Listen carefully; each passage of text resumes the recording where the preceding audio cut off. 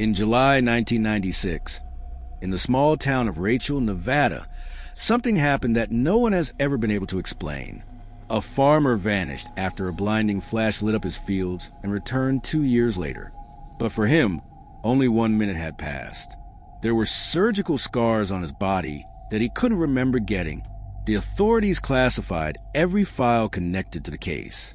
But the people who lived nearby still remember every detail of that night. Rachel is a town of only 54 residents, sitting alone along Highway 375, better known as the Alien Highway. The nearest large city, Las Vegas, lies 150 kilometers to the south. All around are endless stretches of desert, low red hills, and isolated ranches. 20 miles further south begins a restricted military zone known as Area 51. The locals were used to strange noises in the sky and the distant rumble of aircraft. But nothing compared to what was about to happen on the ranch owned by Harold Pierce. Harold was 49 years old, divorced, and living alone. His neighbors described him as quiet, hardworking, and dependable. Every morning, he drove into town, parked his old 1992 pickup outside the general store, picked up mail and supplies, then headed back home to care for his cattle. He owned about 200 head and grew alfalfa on several plots spread through the valley. His ranch sat between sandstone ridges, surrounded by wind and silence. On the night of July 23, 1996, at around 11 p.m., 3 residents saw a bright light over Pierce's property. One of them, Linda Carter, who owned a snack bar in Rachel, was standing on her porch smoking before bed when she saw a silvery white glow rise on the horizon. It was stationary, blindingly bright, far stronger than any spotlight. She called for her husband, but by the time he stepped outside, the light had vanished. The whole thing lasted less than 30 seconds. Another witness, Kevin Rhodes, a truck driver, was traveling along Highway 375 toward Tonopah that same night. He saw the light to the east of the road. He said it looked like a welding flash, only hundreds of times stronger. The light hung in the air, then disappeared abruptly. Rhodes slowed down, stared for a moment, and then kept driving. He assumed it was another military test. The next morning, Harold Pierce didn't show up in town. Linda noticed right away. Pierce came to her diner every morning without fail. Between 8 and 9, she tried calling his house, but no one answered. By noon, she asked her nephew Tyler to drive out to the ranch and check on him. Tyler reached the property around 2 in the afternoon. The front gate was open. He drove down the dirt road toward the house, but no one was there. The door was locked. He walked around the property and spotted Harold's pickup sitting in the middle of a pasture half a mile from the house. He drove out to it. The headlights were still on. The driver's door was wide open. The engine was off. The keys were still in the ignition. A flashlight and an empty coffee can sat on the seat. There are no signs of a struggle, no footprints, no blood. Tyler tried to start the truck, but the battery was completely dead, drained by the headlights left on all night. Then he saw something strange on the ground around the truck. The grass was burned. 3 perfect circles, 15 to 20 feet in diameter, were arranged about 10 yards apart. The soil inside them was scorched black, and at the center of each, the sand had melted into something smooth and hard, almost like glass. He touched it, and it was cold but slick beneath his fingers. Tyler didn't wait around. He jumped back into his car and drove straight to town to report what he'd seen. By 5 that evening, 2 deputy sheriffs arrived at the ranch. They took photographs, inspected the circles, and checked the truck. One of them tried to contact the nearby military base, because everyone in Lincoln County believed anything strange out there was connected to Area 51, but the base never responded. The following morning, volunteers from Rachel and neighboring towns joined the search. Over 30 people spread out on foot and in off-road vehicles. They brought dogs, but near the burned circles, the animals lost a scent and began to whine. One dog lay down and refused to move. They had to carry her away. The search continued for 2 weeks.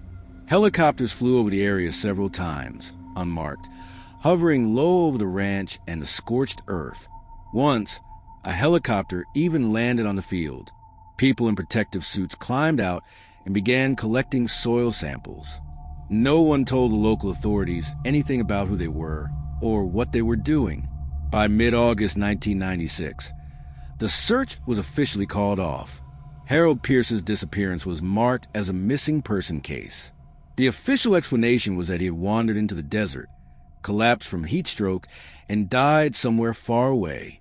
His ex-wife and daughter came from California, collected his belongings, and closed up the house. Soon after, the ranch went up for sale. In September of that year, a couple from Arizona bought the property. Their names were Michael and Rebecca Lang. They bred horses and were looking for affordable land. The story of the farmer's disappearance didn't scare them. They moved in that October and began to settle down. Michael said the first few months were uneventful. They repaired fences, brought in feed, and updated the wiring in the house. Everything felt calm at first, but soon, small things started to bother them. At night, the horses would become nervous for no reason, kicking at their stalls and refusing to go outside after dark. Rebecca sometimes heard a low humming sound, like machinery, coming from deep beneath the ground. Michael told her it was probably just distant military equipment. Then, in the spring of 1997, odd things began to happen around the property. Several fence posts were torn out of the ground, though there were no signs of vehicles or animals anywhere nearby. One morning, Michael found a cow lying dead near the edge of the field. There were no wounds, no blood, but the animal was completely drained. The veterinarian couldn't explain it. Michael buried the cow himself and never spoke of it again. By the summer of 1998, the name Harold Pierce had almost faded from people's memories. Rachel was a quiet town, and time had a way of smoothing even the strangest events into half-remembered stories. The burned circles in the field had slowly grown over with new grass, though the soil there always looked darker than the rest. The Langs continued their quiet life on the ranch. Then, on the morning of August 15, 1998, exactly 2 years and 23 days after Pierce had vanished, something happened that no one could ever explain. Rebecca Lang woke just before sunrise to a sound on the porch. At first, she thought it was one of the horses, but then she heard footsteps, heavy, uneven. She shook Michael awake. He grabbed his rifle and went to check. The house was still dark. Michael switched on the hallway light and froze. The front door was slowly opening. A man stood in the doorway, his clothes covered in dust and dried mud. He looked disoriented, blinking against a light, as if he didn't understand where he was. Michael aimed a rifle at him and demanded to know who he was. The man hesitated, his voice shaking when he spoke. "This is my house," he said. "Who are you?" Rebecca came closer, studying the stranger's face. Then her voice dropped to a whisper. "Michael, that's Harold Pierce." Michael didn't lower the rifle, but he stepped back. Rebecca turned on another light. The man winced, shielding his eyes. He looked exhausted, older but unmistakably the same man who had disappeared 2 years earlier. He was wearing jeans, a faded shirt, and work boots caked with dry mud. His face was thin, unshaven, his hands trembling slightly. Michael told him to sit down. Rebecca called the Lincoln County Sheriff's Office. The dispatcher said the nearest patrol was 40 minutes away. They were told to stay calm and wait. Harold sat down by the door, looking around the living room like a man trying to recognize his own reflection. His eyes wandered across the furniture, the walls, the photographs. Then he murmured, "I don't understand. I just went outside." Michael asked him where he had been. Harold said he didn't know. He remembered walking out into his field after seeing a bright light, and then nothing. When he opened his eyes, he was back on his porch. He thought maybe a few minutes had passed. Rebecca gave him water. He drank one glass quickly, then asked for another, then another. His hands shook so badly that Rebecca had to steady the glass. Michael asked him if he knew what day it was.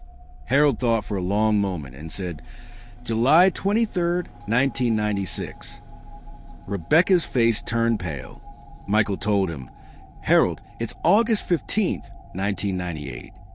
Harold looked confused. He stood, pacing toward the window. The sky was beginning to lighten. Outside, he saw the horse pens that hadn't been there before. He turned back toward the Langs. Who are you people? He asked quietly. Why are you in my house? Michael explained that he and Rebecca had bought the ranch 2 years earlier, after Harold was declared legally dead. At that, Harold froze. He sank into the chair again and covered his face with his hands. When the deputies arrived 45 minutes later, one of them, an older man named Russell, immediately recognized Harold Pierce. He had helped lead the original search 2 years earlier. He just stood in silence for a few moments, unable to believe what he was seeing. Then he asked, Harold, where have you been all this time? Harold lifted his head slowly. I don't know, he said. I don't remember anything. The deputies escorted him to the sheriff's office in Caliente, 37 miles south of Rachel. There, they began questioning him carefully, trying to understand what had happened. Harold repeated his story word for word. He had gone out into the field after seeing a bright light. He felt the air grow thick, heavy, like it was pressing against him from every direction. He said he couldn't move or breathe. Everything went white. Then, suddenly, he woke up on his porch. He swore only a few minutes had passed. The deputies asked if he had heard any voices or seen anyone while the light surrounded him. He said no, just the light and the pressure, nothing else. They asked if he had been drinking or using drugs at night. Harold said no. He was examined by a doctor at a local clinic. Physically, he seemed fine, just a little dehydrated. But the doctor noticed something odd. There was a surgical suture on Harold's left side, just below the ribs, a clean, sterile incision about 5 inches long. It was fresh, healing smoothly, as if it had been done within the past week. When the doctor asked when he'd had surgery, Harold looked down in confusion. He said he'd never had an operation in his life. The doctor told him that whoever performed it had done a professional job, like a hospital procedure. But there were no signs of any recent hospital admission, no paperwork, no medical history to match. The scar was the only evidence. Harold insisted he had never been in surgery. He had no idea what had been done to him. He was sent for more tests at a hospital in Ely, 80 miles north. X-rays, blood work, and scans were performed. The results shocked everyone. Harold was missing his left kidney. Surgeons confirmed that the organ had been removed recently using precise, modern medical techniques, what's called a nephrectomy. There were no signs of infection, no damage to surrounding tissue. It was clean, clinical, deliberate, but there were no records of any such surgery. None at all, when they told Harold. He just stared blankly at the floor. He didn't understand how it was possible. He said again that for him, only a few minutes had passed. He remembered seeing the light, feeling the air grow thick, and then waking up outside his own house. Doctors suggested amnesia brought on by trauma or extreme stress. But physically, Harold was perfectly healthy, aside from the missing organ. When word spread that he had returned, the entire town of Rachel was in disbelief. Linda Carter, the diner owner who'd seen the light that night, drove to Caliente to see him in person. She confirmed it immediately. It was him, the same Harold Pierce who had vanished without a trace. He looked almost the same, maybe a little thinner, a little older, but unmistakably the same man. The news reached his ex-wife in California. She called the sheriff's office, begging them to have him evaluated by psychiatrists. She said something was wrong with him, that he must be suffering from a mental breakdown. But Harold refused. He said he was fine. He just wanted to go home. But the house wasn't his anymore. The ranch belonged to the Langs. The court had declared him dead, and every document was in their name. Legally, it was impossible for him to reclaim it. The sheriff arranged for him to stay temporarily at a small motel in Caliente, paid for by the county. He spent 3 days there, refusing to speak to anyone. During that time, reporters came from Las Vegas and Reno, trying to get interviews, but the sheriff wouldn't allow it. He told Harold not to talk to the press, and Harold agreed. For days after his return, two men in plain clothes arrived at the motel. They introduced themselves as Air Force security personnel. They showed IDs and said they needed to speak with Harold privately. The motel owner called the sheriff, but Deputy Russell said there was nothing he could do. The military had full authority. The meeting lasted about 2 hours. No one knows what was said. When it was over, Harold looked shaken. He refused to answer any questions from the motel owner or the deputies. That evening, he packed his few belongings and took a bus to Las Vegas. He never came back to Rachel again. A week later, unmarked trucks arrived at the Lang Ranch. Around 10 people got out, all wearing protective suits. They told Michael Lang they were conducting radiation monitoring on behalf of the Department of Defense. They cordoned off the area with yellow tape and worked for 2 full days. They dug several deep holes where the burn circles had been years earlier, collected soil and water samples, and then filled everything back in. No report was ever shared with the Langs. When Michael tried to contact the military base for clarification, he was told that no such operation had been recorded. By September 1998, the sheriff's office received an official letter from the Air Force demanding that all documents, reports, and photographs from the Pierce case be transferred to federal archives and restricted from public access. No explanation was given. Deputy Russell protested, but his superiors ordered compliance. All files, every interview, photo, and medical report, were seized and sent away to an undisclosed location. Requests from journalists for information were all denied. They were told the matter was not of public interest and classified under national security. One independent reporter even tried to sue for access, but the case was dismissed. Meanwhile, Harold Pierce settled quietly in Las Vegas. He got a job as a night security guard at a warehouse complex and tried to stay out of the public eye. Friends and former neighbors who managed to contact him said he seemed distant, empty, afraid to talk about what had happened. His ex-wife visited once. She later told people he looked like a broken man. He hardly spoke, and all he said was, "Please, just leave it alone." Linda Carter called him once, begging him to visit Rachel again, even just for a few days. But Harold refused. He told her, "There's something there. I don't ever want to go back." 2 days after the short newspaper article about Harold Pierce's return appeared in the local paper in Caliente, the editor received a phone call from the district attorney's office. He was told to remove the story from the archives immediately. The official reason was false information and invasion of privacy.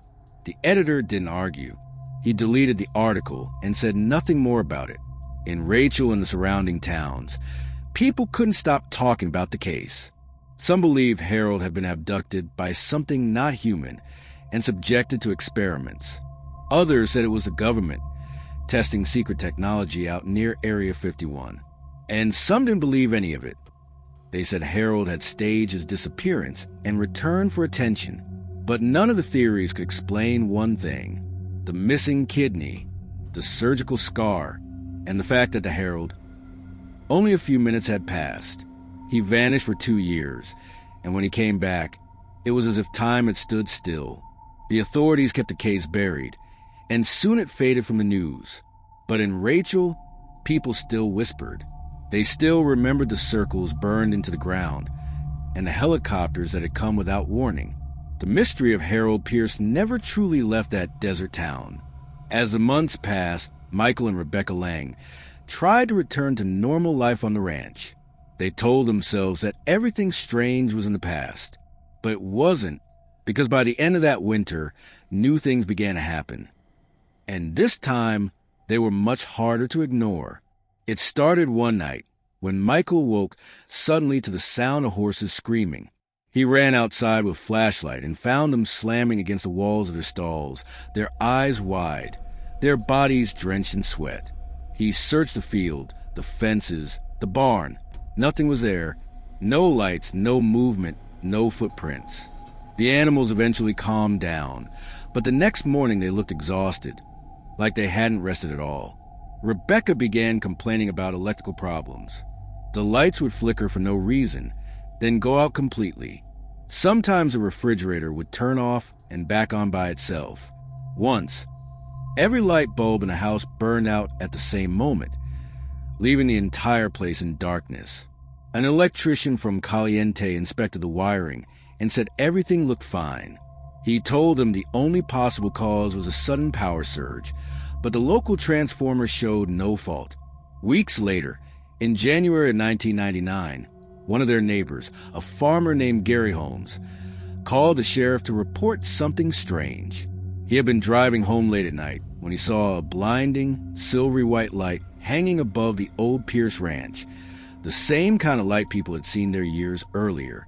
It hovered silently for nearly a minute, then vanished in an instant. The next morning, Gary called Michael to tell him what he'd seen. Michael said he hadn't noticed anything during the night, but he decided to check the area just to be sure. He rode his ATV across the field, searching every inch. He didn't find any new burn circles, but he did find one strange thing, a patch of grass about 30 feet wide, perfectly round, completely flattened as though something heavy had pressed down on it from above. The shape was exact, unnaturally perfect. Michael didn't report it to the authorities. He was afraid that if he did, the military would show up again and start digging on his land. Rebecca wanted to sell the ranch and leave, but no one wanted to buy it. Everyone in the area knew its history. Everyone had heard the stories. By February, the local radio station in Rachel suddenly stopped broadcasting. The owner, an older man who handled all the local news himself, says equipment had burned out from heavy interference. He said it came without warning, lasted for an hour, then disappeared. When he turned everything back on, half of the equipment no longer worked. He spent thousands trying to repair it. Other residents began reporting strange problems too. Radio stopped working. Televisions would suddenly switch to white noise, even with perfect antenna reception. One woman said her radio made a low humming sound all night, even when it was unplugged. Another said her television displayed a faint static image, a flicker of light that moved on its own like someone was behind the screen. Linda Carter, the diner owner, started keeping a notebook. She wrote down every unusual thing that happened in Rachel after Harold's return. She listed the dates, times, and descriptions, from power failures and equipment breakdowns to strange lights over the desert. By the spring of 1999, she had more than 20 entries. She tried contacting researchers in Las Vegas, people who studied UFOs and unexplained phenomena, but none of them came. One told her directly that he didn't want to get involved with anything connected to the military. So Linda kept her notes quietly, unsure what to do with them. In the spring of 1999, Harold Pierce was still living in Las Vegas. He worked the night shift as a security guard and rarely spoke to anyone. He didn't answer reporters, didn't write letters, and never mentioned his old life in Rachel. Then, out of nowhere, a man from California came to find him, an independent researcher who specialized in unexplained disappearances. He asked Harold if he'd be willing to try hypnosis, to see if any memories from those missing 2 years could be recovered. At first, Harold refused, but the man was patient. After several visits, Harold finally agreed. The session took place in a private clinic in Las Vegas. The details of what happened there were never made public. But later, the researcher gave a short interview to a small publication. He said only one sentence. What he remembered, he said quietly, should not be made public. That was the last time anyone saw Harold Pierce. In the summer of 1999, his employer reported him missing. He hadn't shown up for work and wasn't answering his phone. Police went to his apartment. The door was locked. Inside, everything was neat and untouched. Clothes folded, wallet, and documents still there. The only thing missing was Harold himself. This time, no one organized a search. The file was marked closed after 30 days. Some of the townspeople believed Harold had gone back to the desert. that whatever had taken him before had come for him again. Others said he couldn't live with what he knew and had run away, and some whispered that he'd been silenced. No one could prove anything. The Langs stayed on the ranch for 2 more years. In 2001, they finally sold it for a third of its value and moved to Arizona. The buyer, an investor from California, never built anything on the land. The property remains empty to this day. No one goes near it after sunset. Even passing drivers say the place feels wrong. The air heavier, the silence deeper. The story of Harold Pierce became one of the most mysterious events in Lincoln County's history. Officially, the case doesn't exist. The documents are classified. The witnesses have either moved away or stopped talking. But the people who were in Rachel during those years still remember every sound, every light, and every chill that ran to the desert air. Years passed, but the shadow of the Pierce Ranch still lingered over Rachel. Even though new people moved into the area, everyone knew the stories. Locals warned newcomers not to drive too close to the old property after dark. There were rumors of strange lights that still appeared from time to time, faint glows seen drifting above the ground, disappearing when anyone got too close. Some nights, the town's power would flicker for just a second, and people would joke that Harold Pierce had come back again. But under the laughter, there was always unease. By 2003, the Langs were long gone, the property abandoned, and the desert had begun to reclaim the land. The ranch house still stood, its windows boarded up, the wind carrying dust through broken frames. The barn doors hung crooked, creaking softly when the wind shifted. No one had set foot inside for years. One summer evening, a man named Dale Morgan, a contractor from Tonopah, stopped by Rachel to meet a client. He had heard stories about the ranch, but didn't believe them. He told the locals he was planning to buy the land cheap and demolish what was left of the old buildings to start a solar panel project. People at the diner tried to talk him out of it, but Dale laughed it off. He said the only thing haunting that ranch was a bad business deal. 2 weeks later, he went out there alone. He parked his truck by the gate and walked across the field. The sun was setting, the sky deep red against the hills. He reached the old house and forced the door open. Inside, everything was covered in dust. Old tools still hung on the walls, chairs overturned, the smell of dry wood and sand filling the air. He spent an hour taking photos for his investors, then left just before dark. The next morning, people in town saw Dale's truck still parked by the road. The driver's side door was open, keys in the ignition, headlights on. It looked eerily familiar to how Harold's truck had been found 7 years earlier. The sheriff was called. They searched the ranch but found nothing. No footprints, no sign of Dale. Only one thing stood out: 3 circular patches of burned earth behind the barn. They were identical in size and shape to the ones from 1996. The ground inside was smooth and hard like glass. It was as if the same event had happened again, exactly as before. News of Dale Morgan's disappearance didn't travel far. Authorities kept it quiet, calling it an accidental disappearance due to heat exhaustion. But people in Rachel knew better. They remembered. That fall, more strange reports began to surface. A delivery driver passing to the area late at night saw a figure standing on the old ranch road, motionless in his headlights. When he slowed down, the figure vanished. He said later that the man looked just like the picture of Harold Pierce he'd once seen in a newspaper. In November, a group of amateur ghost hunters came from Las Vegas after reading online rumors about the Pierce case. They brought cameras and sound equipment, planning to stream their investigation. They stayed one night and never came back. 2 days later, their van was found 50 miles away, abandoned by the side of the highway. Their equipment was still inside. The recording files were corrupted, nothing but static. After that, no one from Rachel dared to go near the ranch again. The place was left to the wind, the sand, and the silence. But strange things still happened in the years that followed. In 2005, radar operators at a nearby airfield reported unexplained aerial activity over Lincoln County. Bright, stationary blips appeared on their screens for several minutes before vanishing. The location matched almost exactly where the Pierce Ranch once stood. The report was forwarded to higher authorities and then classified. In 2007, a retired deputy named Russell, the same man who had found Harold after his return, agreed to speak anonymously for a small documentary. He said that what happened out there was never meant to be public. He claimed that when the Air Force collected the files in 1998, they warned the sheriff's department never to mention the case again.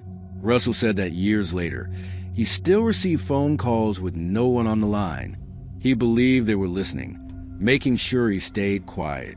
He also revealed something that no one else knew. During Harold's examination at the clinic, doctors had found traces of a metal fragment near the incision on his side, a fragment that didn't match any surgical equipment known at the time. It was sent for analysis, but before the report came back, federal agents seized it. Russell said he was there when they took it.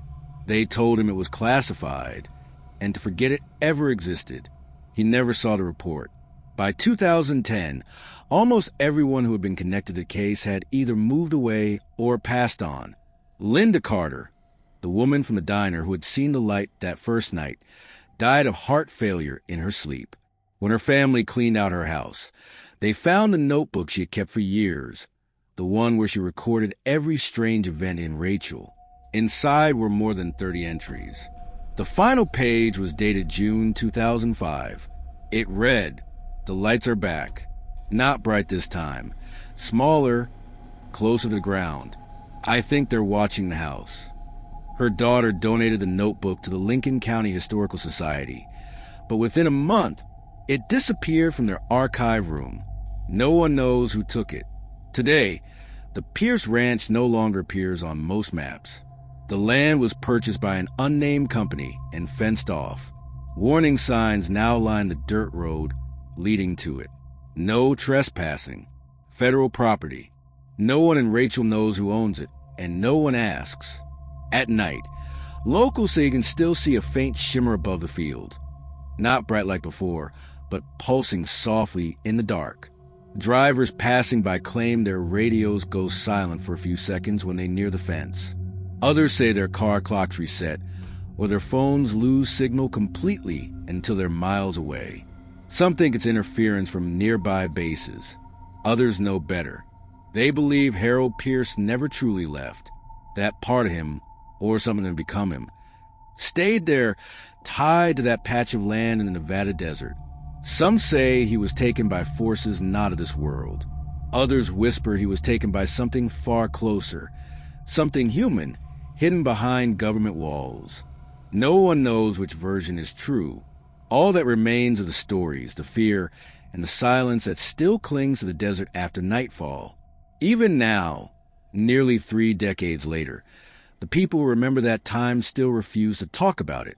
They just say one thing, that some nights when the wind is still and the desert sky glows faintly silver, you can hear footsteps in the dirt near the old ranch. Slow, heavy, and steady, the sound of a man walking home after being gone for far too long. By 2015, most people in Rachel had stopped mentioning the Pierce Ranch altogether. A new generation had grown up, one that had only heard fragments of the story from their parents, half-believed whispers told late at night. But for those who were there, who had seen the lights, the silence carried weight. It wasn't something you joked about. It was something you avoided. The government fence around the property was still there, though the warning signs had faded from the heat. The metal posts were rusted and tumbleweeds collected along the edges. No one maintained it. But somehow, it remained standing, as if the desert itself knew better than to swallow that place completely. One evening that spring, a freelance journalist from Reno named Rachel Dunn arrived in town. She was young, determined, and curious about old mysteries. She had stumbled across a brief mention of Harold Pierce in a declassified document online, a single sentence referencing a missing rancher from Lincoln County, Nevada, associated with classified military activity. There were no dates, no names of officials, nothing more. That one line was enough to pull her in. When she arrived in Rachel, She found the town quiet and suspicious of outsiders. The diner, now run by Linda Carter's daughter, still sat at the center of town. The moment Rachel asked about the Pierce Ranch, the conversation in the room stopped. The locals stared at her in silence until the owner simply said, "You don't want to go out there?" Rachel smiled politely and said she just wanted to understand what had happened. The owner shook her head.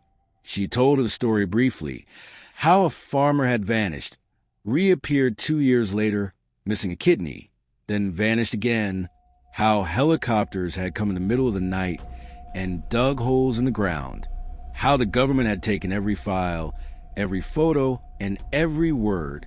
Then she said quietly, "Some things are better left buried." That night, Rachel booked a room in a small motel on the edge of town. She planned to visit the old ranch the next morning. But as she sat in her car reviewing her notes, she noticed something strange. The clock on her dashboard began flickering.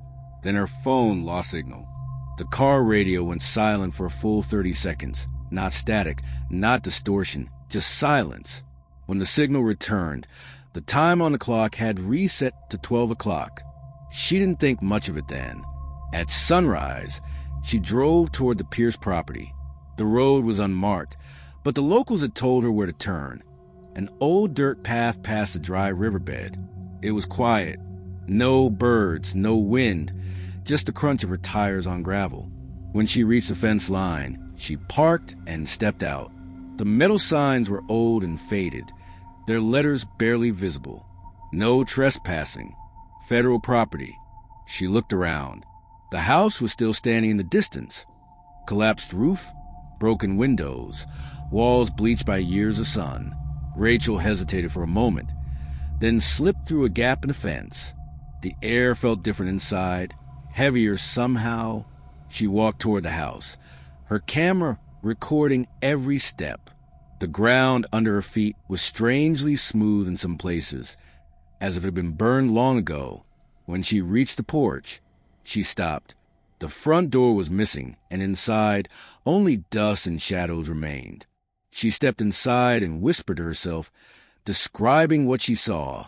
The rooms were empty except for old furniture and tools rusted beyond use. It was like time had stopped the day the Langs left.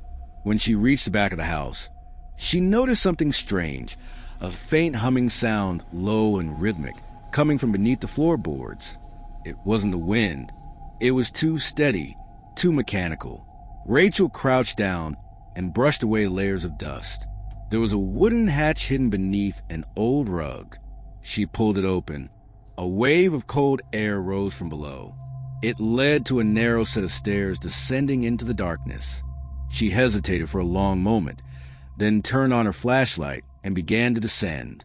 The steps creaked beneath her feet. The air smelled metallic, sterile. The deeper she went, the stronger the humming grew.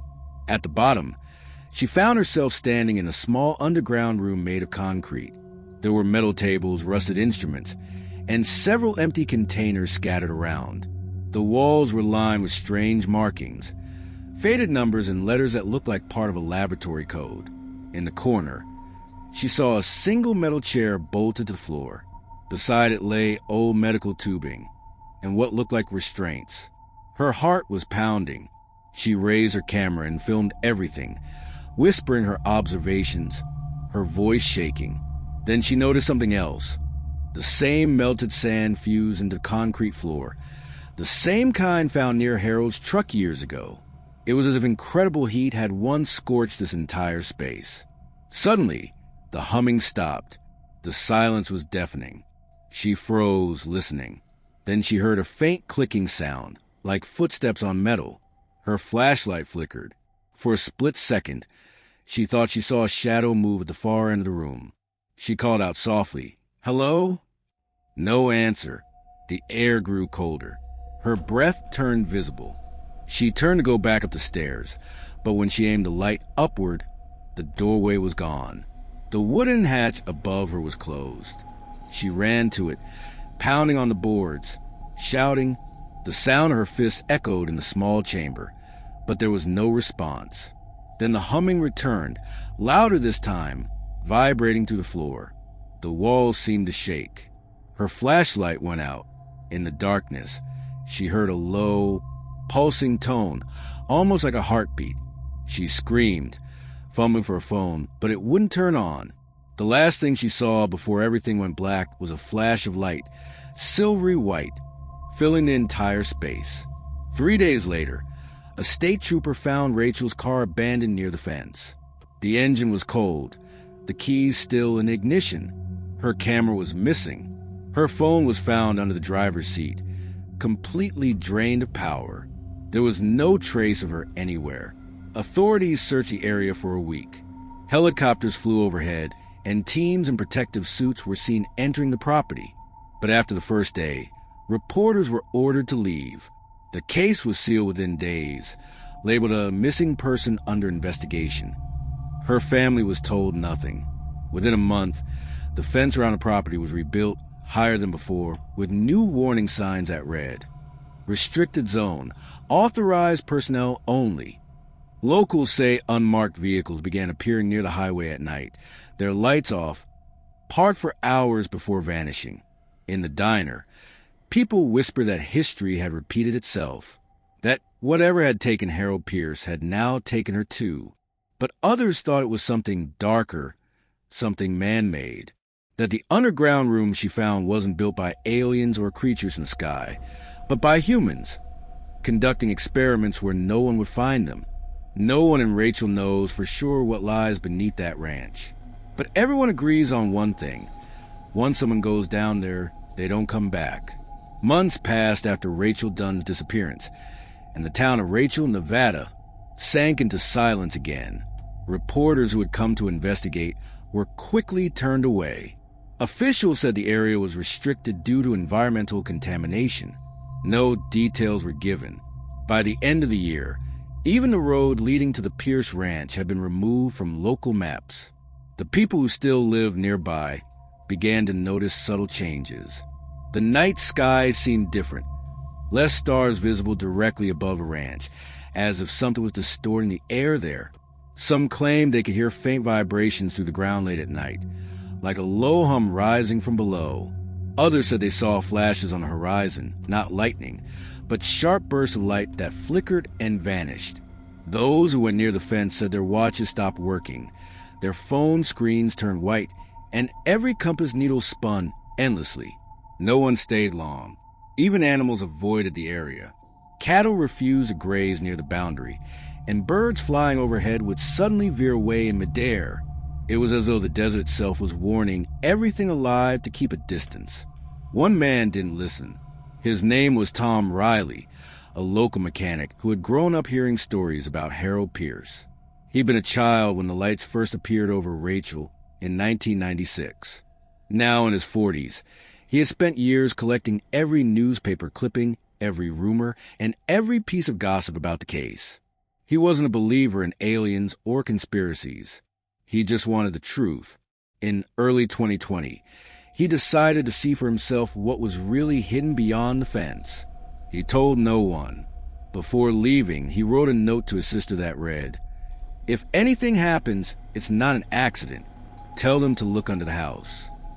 That evening, he parked his truck along the highway just outside of town and walked the rest of the way in darkness. The moon was low, the wind still. He reached the fence and used wire cutters to slip through. As soon as he stepped inside, the air seemed heavier. Every sound from the desert, the crickets, the wind, stopped. He shone his flashlight ahead and saw the faint outline of the old ranch house, standing lifeless under the stars. He crossed the field slowly, his boots crunching on dry soil. When he reached the porch, he hesitated for a moment. Then he pushed open the door and stepped inside. The silence was so complete that he could hear his own heartbeat. Dust floated through the air like snow. He moved carefully from room to room, taking pictures with his phone. When he reached the back of the house, he saw the broken floorboards, the same place where Rachel Dunn had found the hidden hatch 20 years earlier. It was still there. The wood was cracked, and the air rising from below was cold and stale. He crouched down, lifted the hatch, and aimed his light down the staircase. The same concrete, Walls waited below. He descended slowly. The air grew thicker with every step. At the bottom, the room was exactly as Rachel had described in her notes. The metal tables, the empty containers, the restraints on the chair. He walked slowly across the floor, his flashlight flickering against the walls. Everything smelled of rust and something faintly chemical. Then he saw something new, a door he didn't recognize. It was metal sealed tight and marked with faded stenciled letters that read, Restricted Zone 7B. A small keypad was attached to the wall beside it. He tried to push it open, but it wouldn't move. When his flashlight passed over the door again, he saw fingerprints in the dust. They looked recent. As he turned away, the hum began. It was deep and steady, shaking the floor. His phone vibrated in his pocket, then went dark. The air temperature dropped instantly, and the light from his flashlight dimmed to a faint glow. He backed away toward the stairs. But before he could climb, the metal door began to open. A wave of cold air burst through the room, and an intense white light flooded out from the darkness beyond. Tom shielded his eyes, shouting into the blinding glow. No answer came. Then something moved inside the light, a silhouette tall and human-shaped, but motionless, standing in the center of it. For a few seconds, Tom thought it was another person. Then the light flickered, and he saw the shape more clearly. It wasn't breathing. It wasn't alive. When the light finally dimmed, the figure was gone. The door had closed again, sealing the room in silence. Tom stumbled back up the stairs, gasping for air, his flashlight flickering in and out. He reached the surface and ran toward the fence, but as he crossed the field, he felt something behind him, a vibration through the ground, like footsteps following just out of sight. When he looked back, there was nothing, only the dark, empty house standing under the stars. He reached his truck at dawn, shaking, his hands covered in dust. He drove straight to the sheriff's office in Caliente and demanded to speak to someone. But by the time deputies arrived, Tom was gone. His truck was found parked outside, engine still running, headlights on. On the passenger seat was his phone.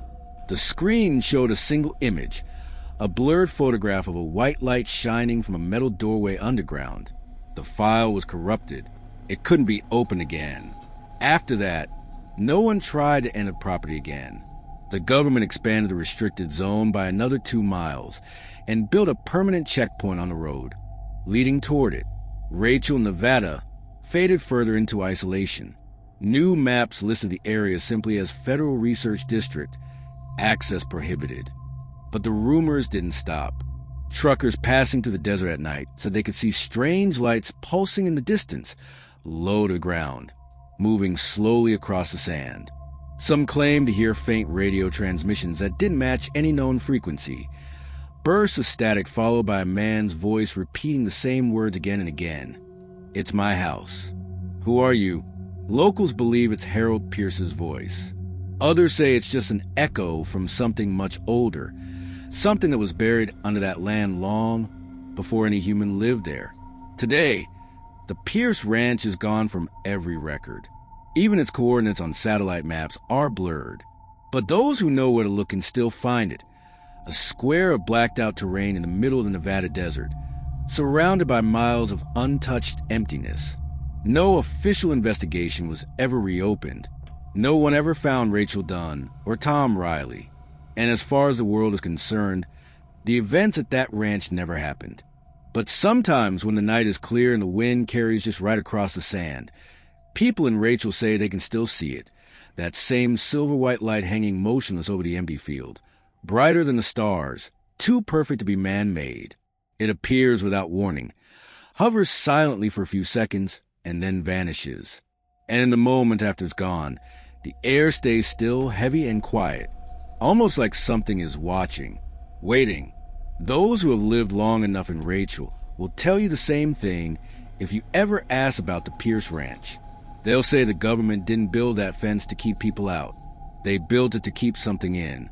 And they'll tell you in a low, trembling voice that once you see that light for yourself, you never really come back. Not completely. Something follows you home. Something that remembers you